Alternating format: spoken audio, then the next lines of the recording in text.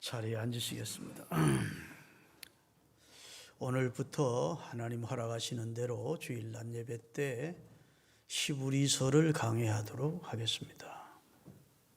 히브리서는 제목대로 히브리인들에게 라는 제목으로 보낸 편지입니다.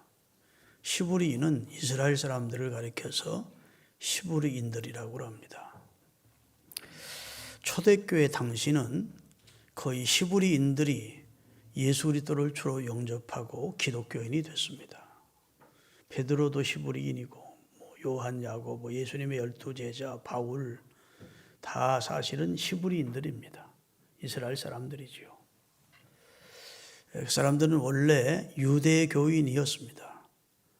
유대교는 정통 유대인들이 믿는 종교로서 구약 성경을 정경으로 받아들이고 유일하신 참 하나님을 섬기는 것을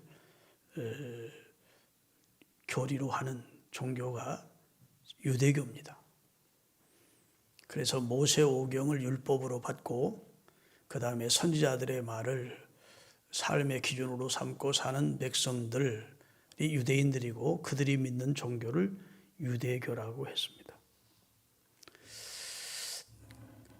그런데 그 유대교의 교인들 가운데서 이제 한 사람 두 사람씩이 예수 그리스도를 주로 믿게 되는, 그래서 예수 그리스도가 성경에, 구약 성경에 계시된 메시아이고 하나님의 아들이시고 인류의 구원자라는 사실을 믿게 된 사람들이 기독교로 개종을 하는 겁니다. 기독교로. 그리고 그들이 기도할 때 하나님이 약속하신 성령을 그들에게 부어주심으로 초대교회가 요원의 불길처럼 세상으로 퍼져나가게 된 것입니다. 그래서 엄밀히 말하면 기독교는 유대교에서 파생된 종교다 이렇게 볼 수 있는데 사실은 그것이 하나님의 뜻이었습니다. 하나님께서 유대인들에게 성경을 맡기시고 그들에게서부터 복음이 시작되게 하셔서 예루살렘, 유대, 사마리아 땅끝까지 그리스도인 되게 하여 그들 인류를 구원하시는 역사를 하나님이 섭리하셨던 겁니다.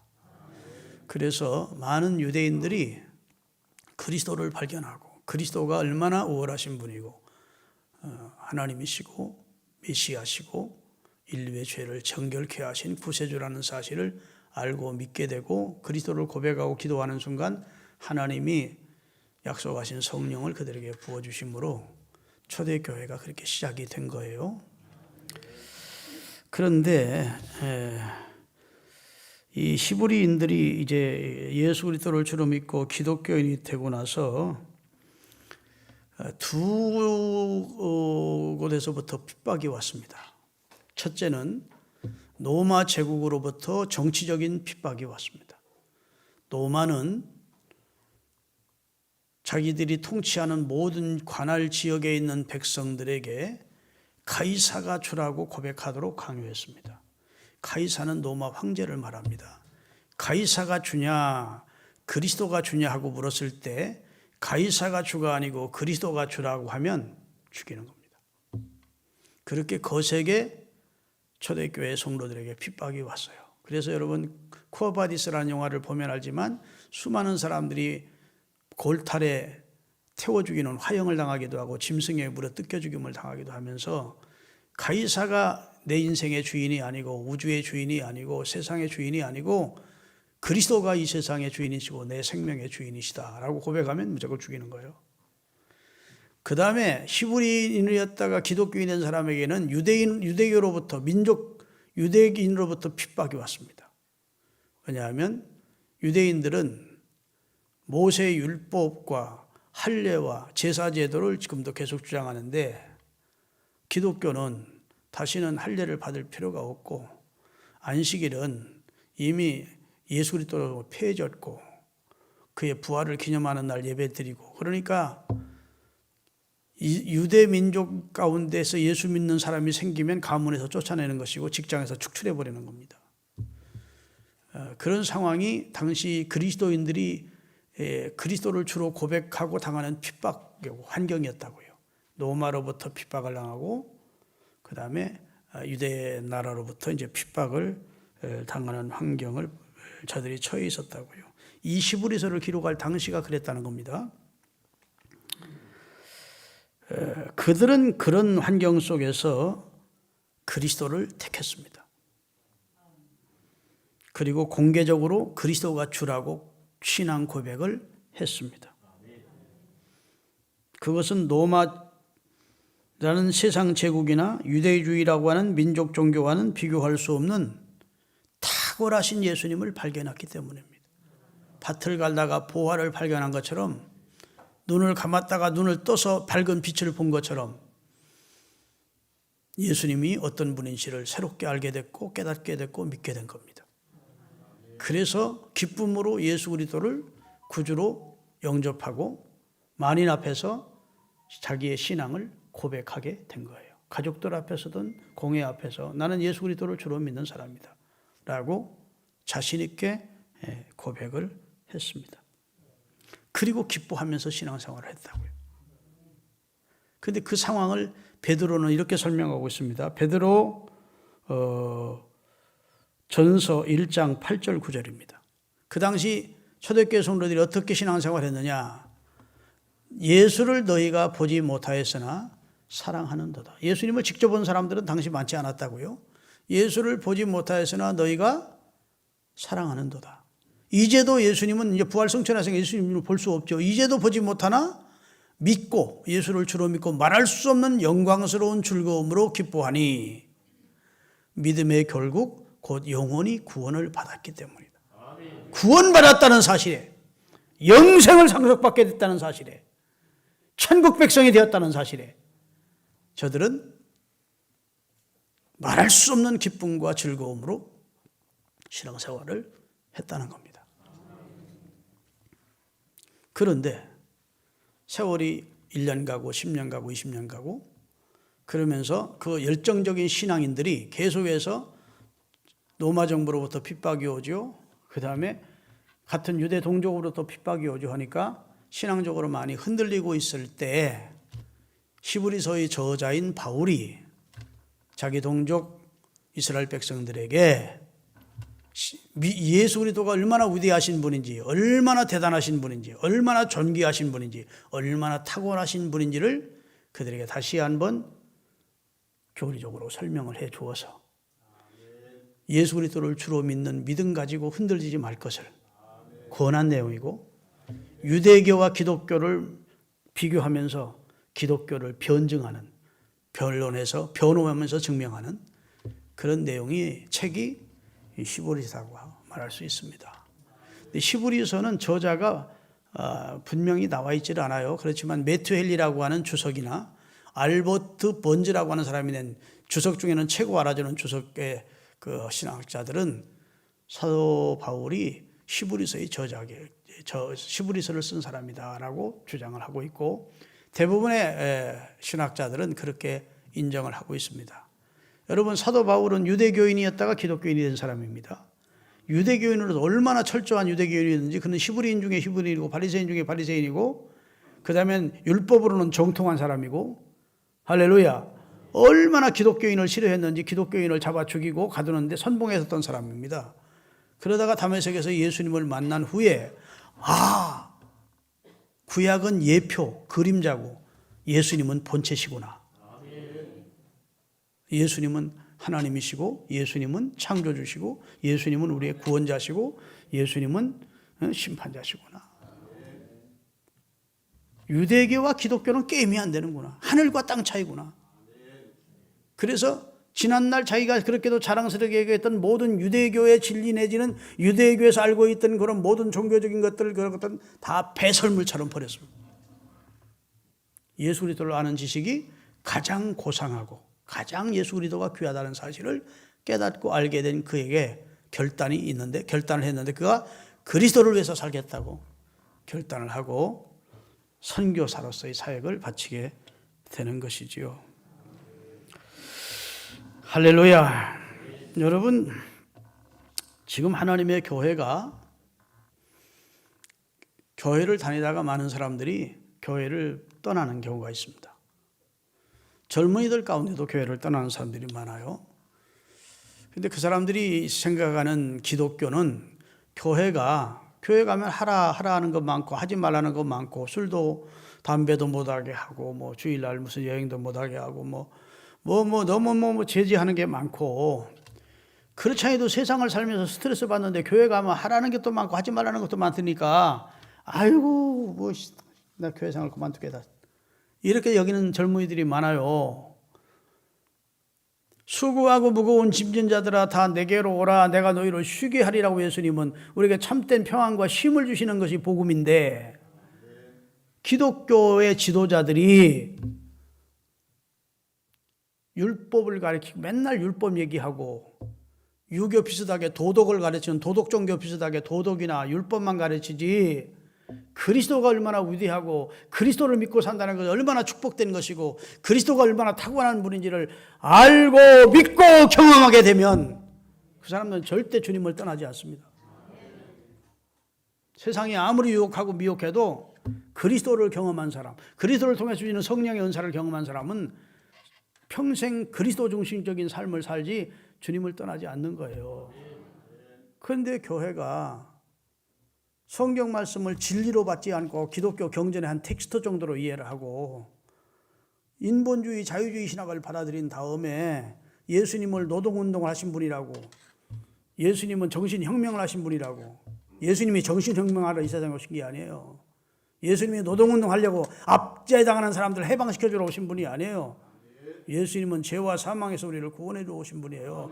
그런데 자기 나름대로 자유주의적인 해석을 하는 겁니다. 인본주의적인 해석에서 그래가지고 성경에 하나님께서 그리스도를 보내신 의도와는 빗나간 그러나 성경 속에 그런 내용이 있으니 그거 몇 개를 따가지고 해방신학이나 자유주의 신학을 만들어가지고 이상한 방향으로 교인들을 끌고 가니까 교인들이 뭐야 예수 믿어도 예수님이 생명의 주가 아니라는데 노동운동하는 정치가이고 혁명가이고 그렇다면 굳이 예수 믿을 필요가 왜 이렇게 생각하고 교회를 떠나는 겁니다.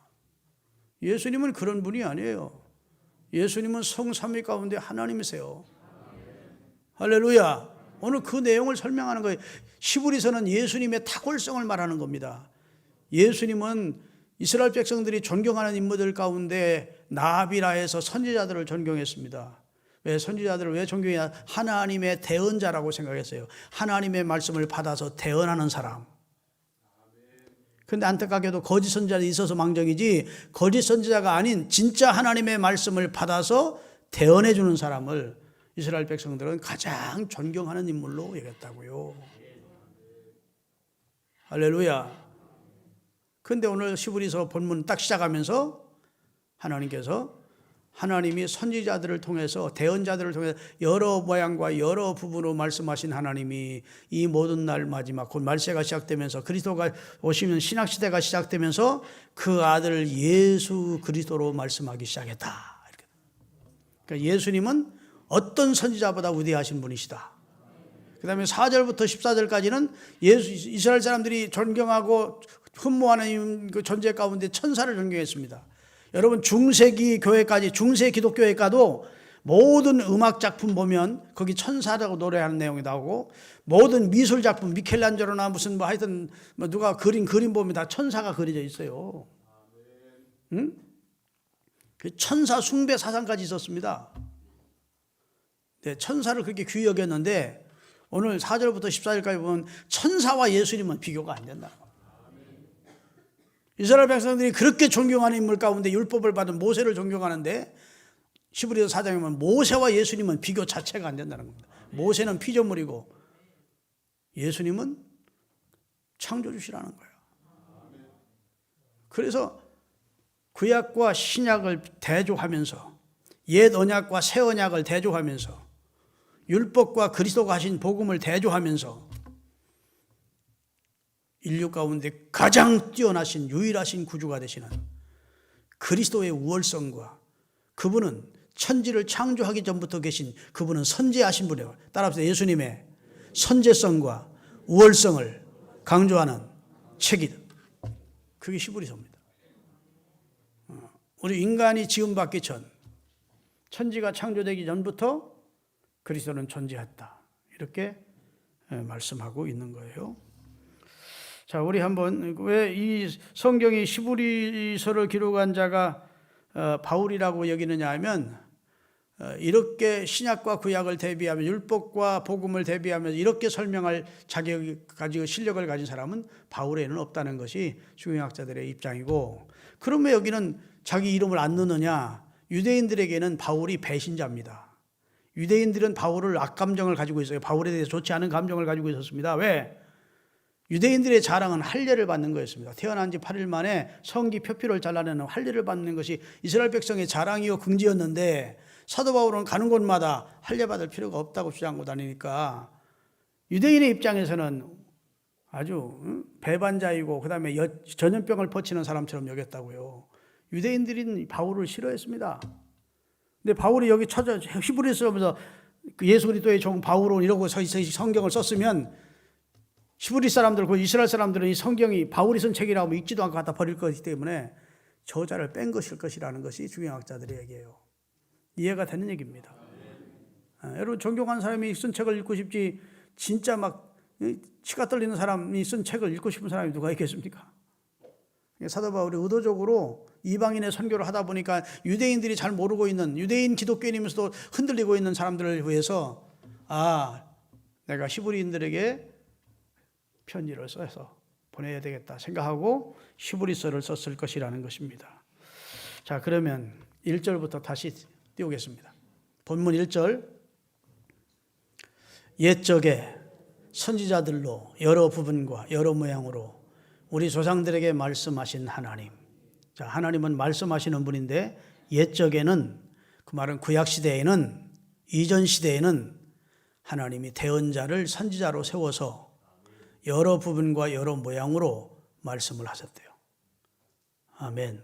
어떤 때는 환상으로, 어떤 때는 꿈으로, 어떤 때는 직접 현현에서 말씀으로, 어떤 때는 불꽃 가운데서 말씀하시고, 어떤 때는 구름 가운데서 말씀이 임하고, 이렇게 여러 부분과 여러 모양으로 하나님이 말씀을 선지자들을 통해서 주셨어요. 그러셨던 하나님이 이 모든 날 마지막은, 그 말은 그리스도가 오시면서부터 말세의 시작입니다. 이제 주님이 오실 때까지, 초림에서 재림 때까지를 말세라고 하는데, 이 모든 날 마지막에는 아들을 통해서 말씀했다. 여기 아들이 누구를 말하는 겁니까? 예수 그리스도를 통해서 완전한 말씀을 하시기 시작했다는 겁니다. 누구에게 받아서 말한 게 아니라 예수 그리스도는 성자 하나님으로서 우리에게 말씀하셨다는 거예요. 아들을 통해서 자신을 계시하셨고 자신을 말씀하셨습니다. 그래서 성경의 기록, 계시는 예수 그리스도로 끝나는 겁니다. 따라합시다. 예수 그리스도로 성경 계시는 끝이 났다. 이 성경에 더하지도 말고 빼지도 말라는 것이 하나님의 말씀이고, 더하면 재앙을 더할 것이고 빼면 그 이름을 생명책에서 빼겠다는 겁니다. 오늘 태극기 운동을 하고 있는 모 목사님이 자꾸 계시 받았다고 그러는데, 그 신학적으로 그분이 실수하는 겁니다. 성령의 감동을 받았다고 해야 돼요. 기도하다가 하나님께서 깨우쳐 주셨다 이런 정도면 모르지만, 직통계시를 받는 것으로 하면, 제가 총회 재판국에 3년 있었는데 무조건 직통계시를 받았다면 이단으로 면직을 시켰습니다. 직통계시가 지금은 없는 시대예요. 기도하면 성령의 감동이나 깨우침을 주시는 시대지, 하나님이 성경으로 마감하셨어요. 그리스도를 통해서. 믿습니까? 직통계시는 안 돼. 그분이 뭐 애국운동을 한 것을 존경하는 인물이지만 그것은 좀 교정을 하셔야 되겠다 싶어요. 무슨 자기가 막 계시를 받았는데 뭐 모세하고 자기밖에 성경을 해석할 사람이 없고, 이런 말 다 교만한 말입니다. 아멘. 하여튼 예수님을 통해서 하나님은 말씀을 하셔요.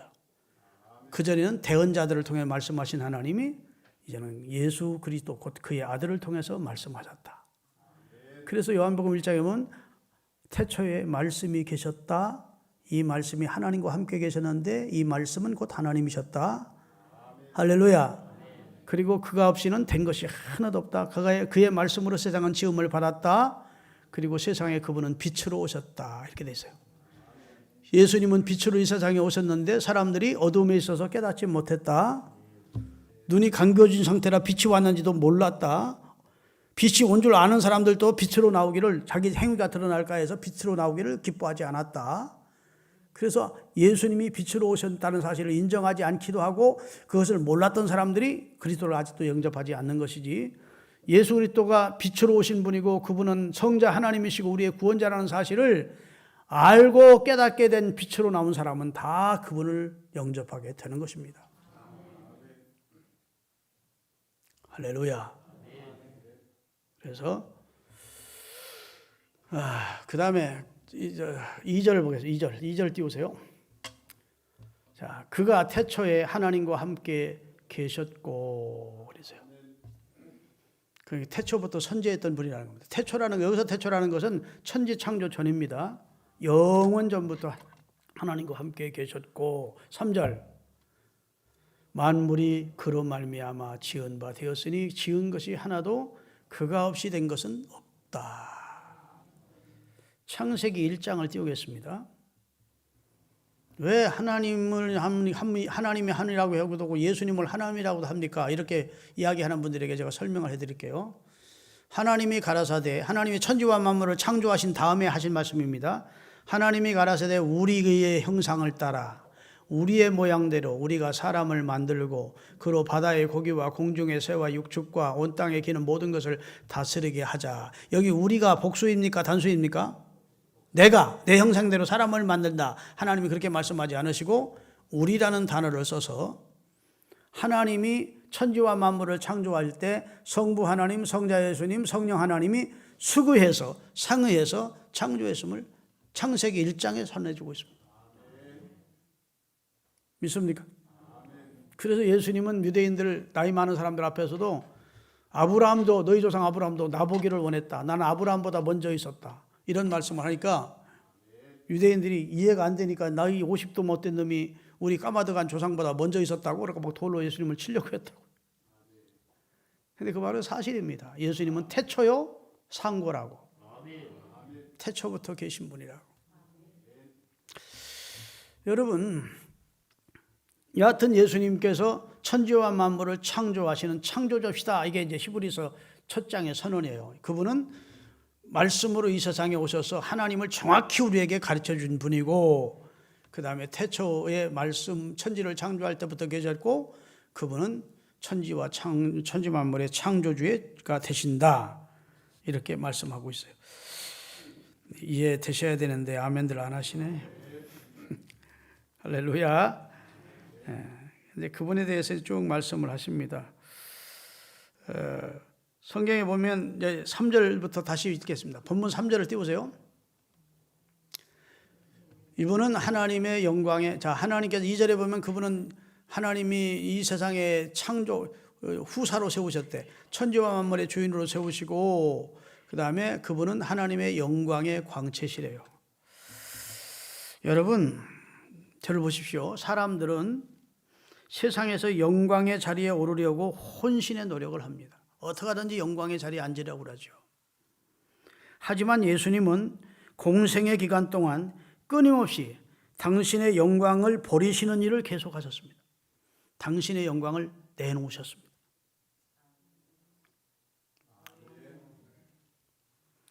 예수님은 창세 전부터 독생자의 영광을 가지신 분이라고 요한복음 17장 5절에 예수님이 십자가에 지기 전날 하나님 앞에 기도를 하면서 이렇게 기도를 합니다. 요한복음 17장 5절입니다. 아버지여, 세상을 짓기 전에 내가 아버지와 함께 가졌던 영광스러운 화려함으로써 지금도 아버지와 함께 나를 영화롭게 해주세요. 창세 전부터 예수님은 아버지와 함께 영화로운 자리에 영광을 얻으시는 분이었다고요. 근데 이제 내가 사명을 감당하고 십자가에 달려 죽고 부활하심으로 다시 그 영광을 회복하십니다. 그 부활할 때 내 영광을 다시 회복시켜 달라는 기도를 예수님이 드리고 있는 거예요. 다시 본문 3절. 자, 이는 하나님의 영광의 광채시요. 이렇게 되어 있어요. 여러분, 예수님의 영광은 세상 사람들이 추구하는 영광과는 전혀 다른 영광입니다. 세상의 영광은 잠시 잠깐 있다가 사라지는 것이지만 예수님이 취하신 영광은 영원한 것입니다. 그리고 이 영광은 예수님께서 재림해서 성도들이 신령한 몸으로 부활할 때 그 영광을 여러분과 저도 공유하게 될 것입니다. 다 그 크게 아멘 하세요. 예수님의 영광으로 끝나지 않고 예수 안에 있는 여러분과 저도 그 영광을 공유하게 될 거라고요. 이것을 우리가 믿는 것입니다. 할렐루야.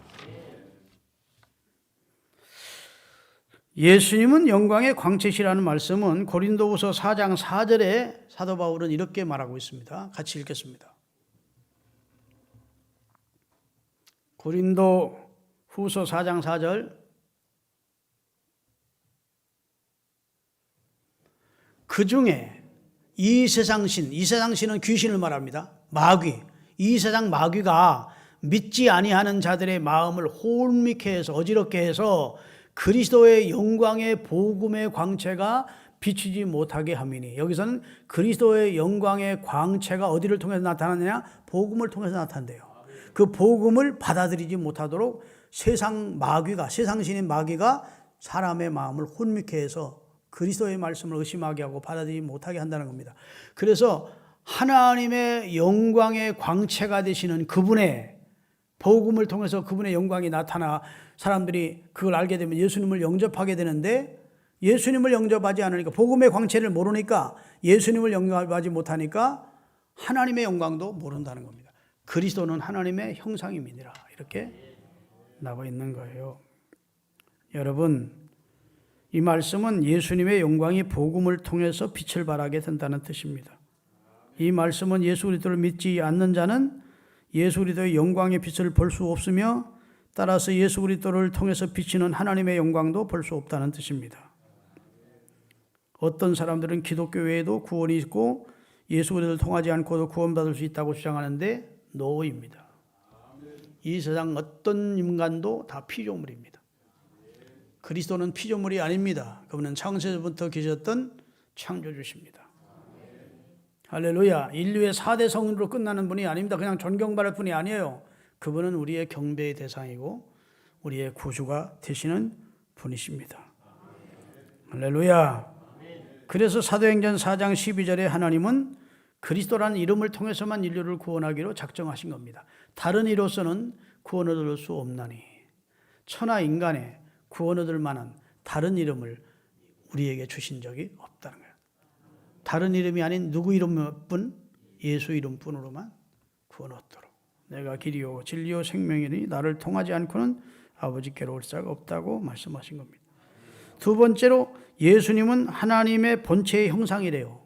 오늘 3절에 보면 계속 나오는 내용이 그렇습니다. 예수님은 하나님의 본체의 형상이다. 예수님은 자신이 아버지의 영광으로 다시 오게 될 것을 말씀하십니다. 예수님이 초림하실 때에는 마리아의 몸을 빌어 아기로 오셨지만, 예수님이 재림하실 때에는 천사장의 나팔과 모든 천군 천사를 동원하고 구름 가운데서, 영광 가운데서 그 영광의 모습으로 예수님이 재림하실 것을 말씀하셨습니다. 그리고 사도 요한은 예수님의 영광이 아버지의 독생자의 영광이고 그 안에 은혜와 진리가 충만하다라고 고백하고 있습니다. 성자 하나님이 성부 하나님의 영광을 공유하고 계신 겁니다. 성자 하나님이 성부 하나님의 영광을 함께 공유하고 있는데, 우리가 예수 그리스도를 주로 영접하면 주님이 재림하실 때, 우리가 신령한 몸으로 부활할 때 그의 영광에 우리도 같이 누리게 될 것을 성경은 말씀하고 있는 거예요. 그래서 제자 빌립이 아버지를 보여달라고, 하나님 좀 보여달라고 요청했을 때 예수님은 자신을 본 자는 아버지를 본 것이라고 요한복음 14장에 말씀하고 있어요. 요한복음 14장을 띄우세요. 다 같이. 빌립이 가로되 주여 아버지를 우리에게 보여주옵소서. 그리하면 족하겠나이다. 예수께서 가라사대 빌립아 내가 이렇게 오래 너희와 함께 있으되 네가 나를 알지 못하느냐? 나를 본 자는 아버지를 보았거늘 어찌하여 아버지를 보이라 하느냐? 여러분 잘 들으세요. 하나님은 눈에 보입니까? 안 보입니까? 하나님이 영적인 존재라 눈에 보이지 않습니다. 하나님은 볼 수가 없어요. 그런데 하나님이 그 하나님의 모습을 인간의 몸으로 보여주신 분이 있다는 거예요. 그래서 예수님은 보면 하나님을 본 것이라는 거예요. 예수님이 온유하심을 보고 하나님은 이렇게 온유하시구나. 예수님의 치유하신 능력과 사랑을 보면서 하나님은 이렇게 능력이 많으시구나. 예수님의 사랑을 보면 하나님은 이렇게 우리를 사랑하시는구나. 할렐루야. 예수님의 죽으심은 하나님은 이렇게 우리 죄를 위해 대속의 죽음을 죽을 만큼 우리를 사랑하시는구나. 예수님을 통해서 하나님을 안다는, 그분은 하나님의 영광의 본체의 형상이라는 거예요. 자기 삼위일체를 이해를 못하는데 제가 알기 쉽게 설명하자면, 예수님은 빛으로 이 세상에 오셨습니다. 하나님은 태양이시고 성부 하나님 태양이 있는 곳에는 빛이 있습니다. 그렇죠? 아니, 태양이 빛을 발하지 못하면 그건 태양이 아니죠. 태양이 빛이 있어요. 자, 태양은 성부 하나님이라면 태양을 통해서 발생되는 빛은 성자 예수님이라 할 수 있고, 그 빛은 따뜻한 열을 냅니다. 그렇죠? 그래서 태양 열을 가지고 수많은 역사가 일어납니다. 자, 태양이 있을 때 빛이 있고, 빛이 있을 때 따뜻함과 그 다음에 열기가 있는 거예요. 역사가 나타나는 거예요. 열기가 있는 곳에 빛이 있는 것이고, 빛이 있는 곳에 태양이 있는 것입니다. 그러니까 하나님 성삼위 하나님이 같은 하나님이다, 삼위일체다. 그것은 제가 지금 알기 쉽게 설명하기 위해서 태양, 빛, 그 다음에 뜨거운 열기, 이렇게 말하듯이 하나님은 한 분이신데 삼위로 역사하시는데, 예수님은 빛으로 역사하셨고 성령님은 우리를 변화시키는 뜨거운 활동을 통해서, 역사를 통해서 우리를 새롭게 하는 역사를 하시는 거예요. 한 분 하나님의 안에 있는 위격이. 더 자세히 알고 싶으면 천국 가서 하나님 딱 보면 바로 삼위일체가 이런 분이었구나 하고 알게 될 거예요. 아멘. 예수님은 단순히 인간으로부터 존경받으실 분이 아니고 하나님의 영광의 본체시고, 그래서 우리 모두에게 경배와 섬김의 대상인 줄로 믿습니다. 그리고 지금은 높은 곳에 계신 위엄의 보좌에 앉으신 분이래요. 자, 본문 3절 다시 한번. 이는 하나님의 영광의 광채요 그 본체의 형상이라 그의 능력으로 만물을 붙드시며.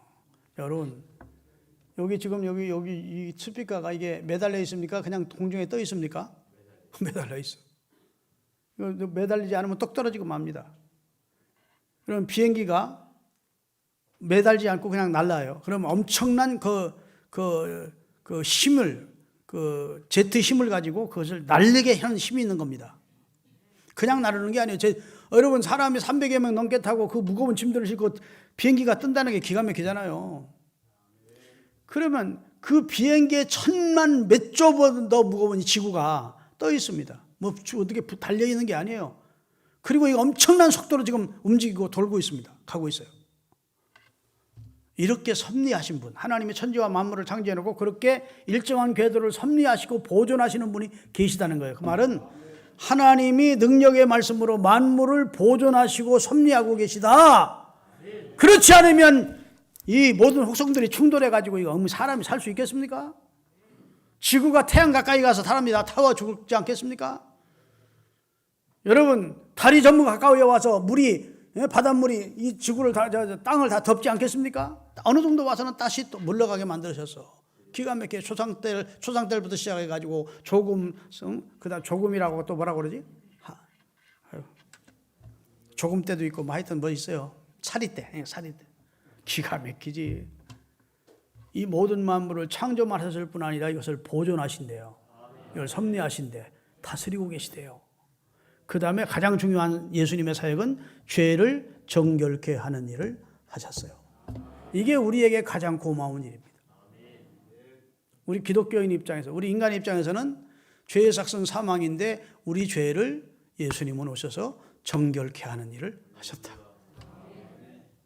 그래서 우리 주님을 생각할 때 우리는 그분을 은혜의 주라고 하고, 조금 전에도 나 같은 죄인 살리신 주 은혜 놀라와 찬송하는 겁니다.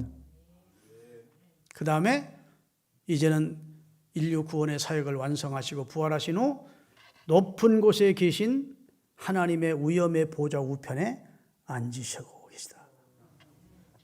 사람 일을 거의 다 끝냈으면 앉아서 쉬는 것처럼 예수님도 이 세상에 오셔서 낮아지셔서 인류의 죄를 감당하시고 부활하시고 승귀하신 다음 하나님 보좌 우편에 앉아서, 요한계시록 7장 9절에서 12절입니다. 지금은 뭘 하시느냐? 천군 천사와 앞서간 성로들에게 찬양과 경배를 받고 계시대요. 2일 후에 내가 보니 각 나라와 족속과 백성과 방언에서 아무라도 능히 설 수 없는 큰 무리가 흰 옷을 입고 손에 송유가지를 들고 보좌 앞과 어린 양 앞에 서서 큰 소리로 외쳐 이르되 구원하심이 보좌에 앉으신 하나님과 우리 하나님과 어린 양 예수 그리스도에게 있다. 어린 양 예수 그리스도가 왜 양이라고 했느냐면 속죄의 양으로 죽었거든요. 예수님이. 그 다음에 모든 천사가 보좌와 장로들과 내 생물 주위에 섰다가 보좌 앞과 엎드려 얼굴을 대고 하나님께 경배하며 아멘 찬송과 영광과 지혜와 감사와 존귀와 능력과 힘이 우리 하나님께 있도다 하고 구원받은 성도들과 천군 천사가 하나님을 보좌에 앉으신 주님께 경배를 드리고 있더래요. 자, 오늘 빌립보서 2장 읽고 이제 말씀 마감합니다. 빌립보서 2장 5절부터 너희 안에 이 마음을 품으라 곧 그리스도 예수의 마음이니 예수님은 근본 하나님의 본체셨다. 아까 얘기한 대로 하나님의 영광의 광채고 그 본체라는 거예요. 본체셨다. 영광스러운 분이셨다. 하나님과 동등됨을 존재했는데 그것을 버리셨다는 거예요. 취할 것으로 여기지 아니하시고 오히려 자기를 다 비워 종의 형체를 가지고 이 세상에 오셨고 사람들과 같이 되었고 사람의 모양으로 이 세상에 나타나셔서 자기를 낮추시고 죽기까지 복종하셨으니 그 십자가에 죽으십니다. 여기까지가 존귀하신 하나님의 아들 예수 그리스도께서 낮아지셨다는 예수님의 비하 낮아지심을 설명하는 겁니다. 거기 바닥을 딱 치고 그랬더니 하나님 어떻게 하시냐 이러므로 하나님이 예수님을 이제 높여지기 시작하는데 이걸 승귀라고 그래요. 이렇게 사명을 잘 감당하신 예수님을 하나님께서 그 아들 예수님을 높이시는데 이러므로 하나님이 그를 지극히 높여 모든 이 세상에 있는 이름 가운데 가장 뛰어난 이름을 주시고 하늘에 있는 자들 땅에 있는 자들 땅 아래에 있는 자들로 무릎을 예수의 이름에 꿇게 하시고 바이든도 예수의 이름에 트럼프도 예수의 이름에 그 다음에 영국 여왕도 예수의 이름에 다 무릎을 꿇는다고요. 그리고 예수를 뭐라고 불러요? 모든 입으로 예수 그리스도를 주님이라고 시인하여 하나님께 영광을 돌리도록 예수님을 높여주셨다. 예수님은 사람 우리 인간과 똑같은 부정모일로 태어난 한 인간이 아니야 그 말입니다. 예수님은 탁월하신 존귀하신 내 생명의 주인이시고 할렐루야 우주 만물의 상속자시고 만물을 통치하시는 분이시고 내 인생의 생사화복을 주관하시는 분이시고 아멘. 우리를 구원하신 분이시고 그 예수님을 바로 알게만 하면 아무리 미혹이 와도 유혹이 와도 예수님을 떠나지 않는 겁니다. 그 예수님을 배우지 않고 맨날 교회 와서 착하게 사세요. 밥 배우지 마세요. 술 마시지 마세요. 뭐 율법이나 가르쳤다고 그러니까 아이고 예수 믿기 보통 힘든 게 아니구만. 그리고 세상에 스트레스 받고 교회까지 와서 스트레스 받기 싫으니까 젊은 애들이 교회를 떠난다니까. 예수님이 누군지를 정확히 알면 평생 예수는 떠날 수 없어. 그분을 찬양하고 그분 기뻐하는 일을 하고 그분이 자기 인생의 주인임을 인정하고 그분의 뜻에 순종하며 사는 거예요. 여러분 그렇게 살아가십시다. 기도하겠습니다.